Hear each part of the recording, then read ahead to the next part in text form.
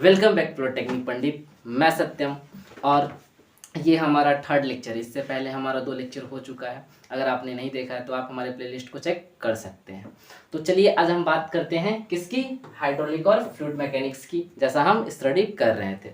तो आज हम जहाँ तक स्टडी कर रखे थे उससे आगे स्टडी करने वाले हैं थर्ड यूनिट में। तो आज का जो हमारा स्टडी स्टार्ट होगा एक क्वेश्चन से होगा। तो आखिर क्वेश्चन क्या है तो देख लेते हैं। Calculate the specific weight. किसको कैलकुलेट करना है? स्पेसिफिक वेट को, डेंसिटी को और स्पेसिफिक ग्रेविटी को कैलकुलेट करना है। और हमारे पास क्या है, if 1 litre of a liquid which weight is 7 newton. मतलब हमारे पास 1 लीटर क्या है, कोई लिक्विड है, वाटर मान लीजिए, और क्या है उसका वजन कितना है, 7 न्यूटन। तो भाई इसको कैलकुलेट करना है। तो सबसे पहले कैलकुलेट करने के लिए क्या करेंगे, देखेंगे क्या क्या निकालना है। तो निकालना क्या है, स्पेसिफिक वेट निकालना है, डेंसिटी निकालना है और स्पेसिफिक ग्रेविटी निकालना है। तो चलिए सबसे पहले देख लेते हैं कि हमारे पास है क्या, गिव आउट क्या क्या है। तो हम जैसा कि जानते हैं कि वॉल्यूम कितना हमारे पास 1 लीटर, वेट कितना है 7 न्यूटन। तो सबसे पहले हमको निकालना है स्पेसिफिक वेट। तो स्पेसिफिक वेट का हमने क्या लिख लिया, फार्मूला लिख लिया। ठीक है, स्पेसिफिक वेट का फार्मूला हमने नोट डाउन कर लिया। ठीक है, स्पेसिफिक वेट का फार्मूला क्या होता है, वेट अपॉन वॉल्यूम। ठीक है, और इसको हम डिनोट किससे करते हैं, गामा से डिनोट करते हैं।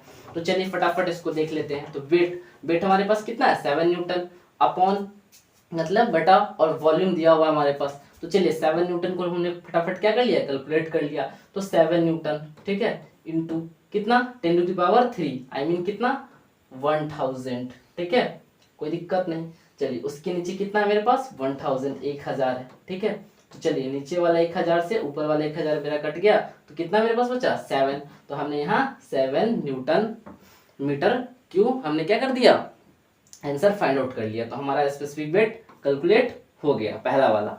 अब हम डेंसिटी की बात करते हैं। तो डेंसिटी को हम किससे डिनोट करते हैं, रो से डिनोट करते हैं, जैसे कि हमने बताया था। डेंसिटी का फार्मूला क्या होता है, मास अपॉन वॉल्यूम होता है। ठीक है, तो चलिए मास अपॉन वॉल्यूम, तो इस फार्मूला को फटाफट हम कैलकुलेट कर लेते हैं। तो डेंसिटी देख लीजिए, ये मास अपॉन वॉल्यूम, तो हमारे पास क्या है गामा अपॉन जी। ठीक है, तो रो इक्वल टू क्या है, गामा में मेरे पास कितना आया 7 न्यूटन। तो 7 न्यूटन को हम फटाफट चेंज कर लेते हैं। ठीक है, तो 7 न्यूटन, और हमारे पास जो ग्रेविटी है, तो ग्रेविटी हम कितना लेके चलते हैं 9.8 न्यूटन। ठीक है, तो 9.8 यहाँ कंसिडर कर लिए, और इसके नीचे है, फिर हमने क्या कर लिया, इसको कैलकुलेट करने के बाद हमने इतना आंसर लाया। तो हमारे यहाँ पे क्या फाइंड आउट हो जाता है, डेंसिटी फाइंड आउट हो जाता है। ठीक है, अब हम बात करते हैं स्पेसिफिक ग्रेविटी की बात करते हैं। ठीक है, तो स्पेसिफिक ग्रेविटी इक्वल टू क्या होता है, P अपॉन स्टैंडर्ड फ्लूइड। ठीक है, स्टैंडर्ड फ्लूइड, तो P मेरे पास कितना है, P मेरे पास फाइंड आउट है पहले से। ठीक है, तो देख लीजिए,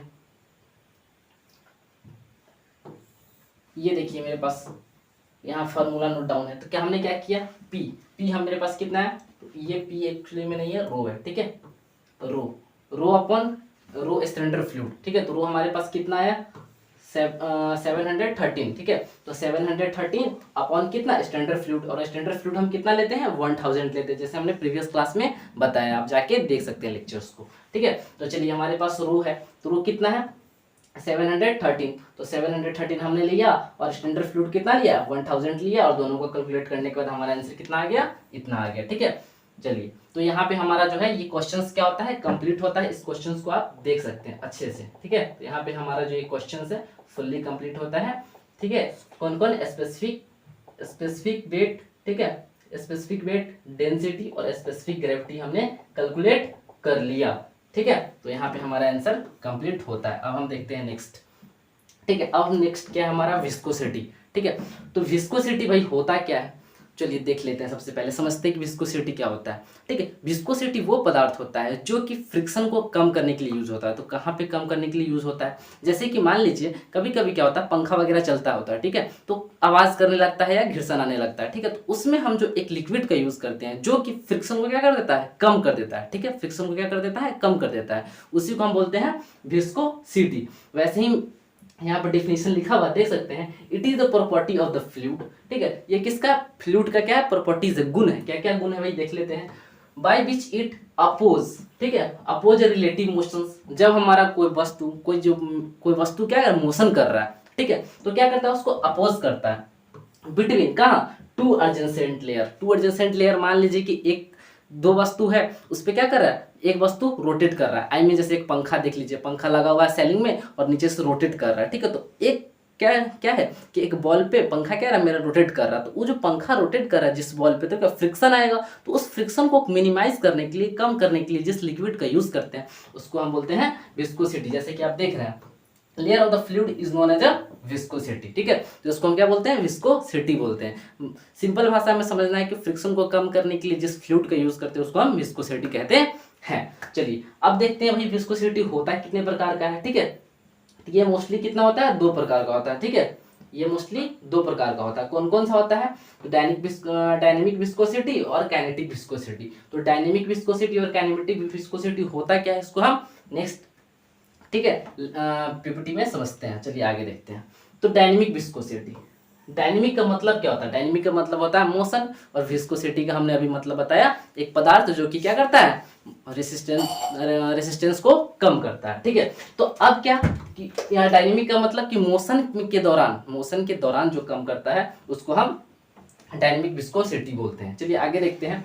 it is the property of fluid, ये भी क्या है, फ्लूइड का ही प्रॉपर्टीज है, पिछली वाला के तरह, ठीक है, बाय वर्च्यू। और लेकिन क्या है, फ्लूइड के प्रॉपर्टीज होने के साथ क्या बोल रहा है कि ये गुण है किसका, फ्लूइड का। ये फ्लूइड का क्या है, गुण है। क्या गुण है, by which it offers resistance to movement of one layer. मतलब कि जब हमारा एक लेयर क्या करता है, जब मूव करता है तो उसको क्या करता है, रेसिस्ट करता है। मतलब किसको रेसिस्ट करता है, रेसिस्टेंस को। जैसे कि हमारा एक ऑब्जेक्ट नच रहा है तो उसमें जो रेसिस्टेंस लग रहा है, प्रतिरोधक क्षमता लग रहा है, उसको क्या कर रहा है, घटा रहा है, ठीक है, रेसिस्ट कर रहा है। Of fluid over another adjacent layer of the fluid. मतलब क्या कि जब हमने फ्लूइड डाला तो फ्लूइड के एक नीचे वाले तह पे एक क्या कर रहा है, ऑब्जेक्ट मेरा नच रहा है और दूसरा ऑब्जेक्ट रुका हुआ है, ठीक है। तो नीचे वाला जो ऑब्जेक्ट नच रहा है तो उस नचते हुए ऑब्जेक्ट में जो फ्रिक्शन लग रहा है दूसरे ऑब्जेक्ट से, उसको क्या कर रहा है, कम कर रहा है, ठीक है, घटा रहा है।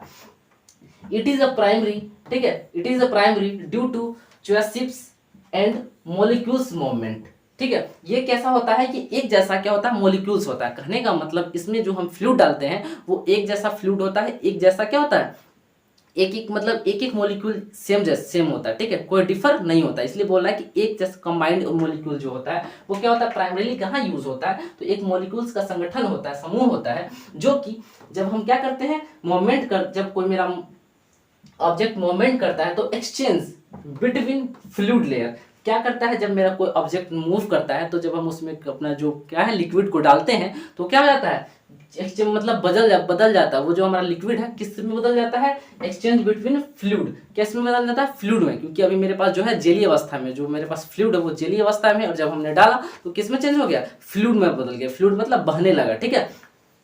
एज फ्लो अकर्स, और वो क्या होने लगा, फ्लो होने लगा, ठीक है।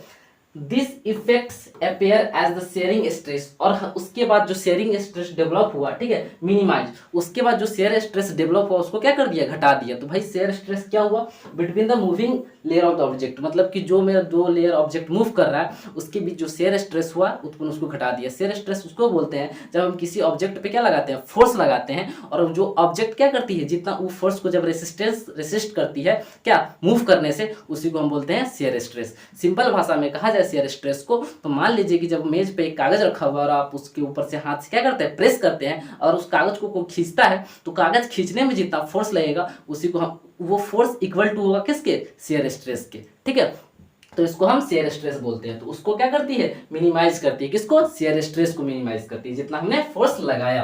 तो ये क्या था, डायनेमिक विस्कोसिटी का कहानी। अब हम एक ग्राफ से समझेंगे कि भाई डायनेमिक विस्कोसिटी का ग्राफ क्या होता है और कैसे वर्क करता है। तो ये हमारे पास एक ग्राफ दिया हुआ है, जैसा कि आप देख रहे हैं, dynamic viscosity denoted by mu. और एक सबसे बड़ी बात है कि डायनेमिक विस्कोसिटी को हम किससे डिनोट करते हैं, म्यू से डिनोट करते हैं। म्यू का सिंबल क्या होता है, तो म्यू का ऐसा सिंबल होता है, ठीक है, यू लिख दीजिए और एक इधर से भी क्या दे दीजिए, लगा दीजिए, इसको बोलेंगे हम म्यू, ठीक है। इसको हम म्यू से डिनोट करते हैं। तो और देख लेते हैं कि भाई मेरा ग्राफ में कैसे दिखाता है। तो देख सकते हैं आप इस ग्राफ में क्या है, इस ग्राफ को दिखाया गया है कि इस ग्राफ में दो डायमेंशन दिख रहा है, एक वाई डायमेंशन और एक यू डायमेंशन, ठीक है। तो वाई डायमेंशन और यू डायमेंशन, तो मेरा जो ग्राफ है ये ग्राफ जो ऊपर की तरफ जा रहा है, आप देख रहे हैं ये क्या हो रहा है, चेंज कर रहा है। क्या चेंज कर रहा है, तो वेलोसिटी चेंज कर रहा है, ठीक है। तो ये वेलोसिटी ग्राफ है, जैसे जैसे मेरा ग्राफ ऊपर जाते जा रहा है वैसे वैसे इसका क्या हो रहा है, वेलोसिटी चेंज हो रहा है। अब एक छोटे से टाइम में जो वेलोसिटी चेंज होगा उसको हम क्या बोलते हैं, डी वाई बोलते हैं। क्या बोलते हैं, डी वाई। मतलब यहाँ से यहाँ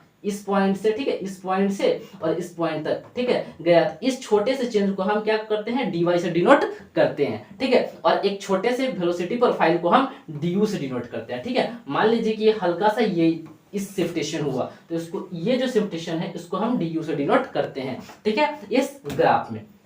अब एक और ग्राफ आपके सामने है, जैसा कि देख सकते हैं, हमने इसी ग्राफ को और स्टैंडर्डाइज करके हमने दिखाया है। हमने क्या दिखाया है कि ये भी ग्राफ क्या है, y और u ग्राफ के, क्या हुआ, आप देख रहे हैं कि यहाँ पे हमारा दो ग्राफ, जो ग्राफ है सेकेंड वाला, ये भी क्या है, y और u एक्सिस के अकॉर्डिंग बटा हुआ है। तो नीचे वाला को हम बोलते हैं वेलोसिटी और ऊपर वाला को हम क्या बोलते हैं, y ग्राफ टाइम ड्यूरेशन। जैसे जैसे ये इंक्रीज कर रहा है